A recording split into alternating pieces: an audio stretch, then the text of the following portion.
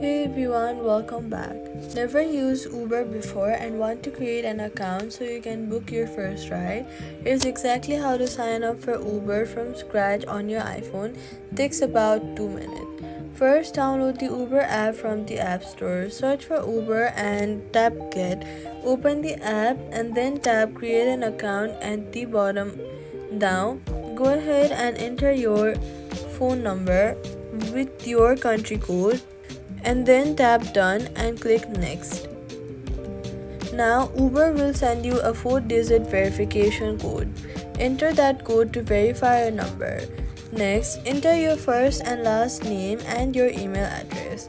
Create a password from your account and tap next.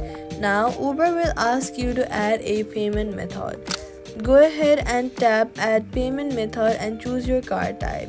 Enter your card number, expiry date and CVV from the back and tap next. Your account is now created.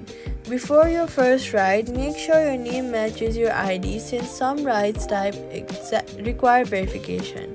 Now you're ready to book your first Uber. Just enter a destination and tap search. So all you gotta do is download Uber and tap create account, enter phone, verify, fill your details, add your card and account done and ready for your first ride. Subscribe for more Uber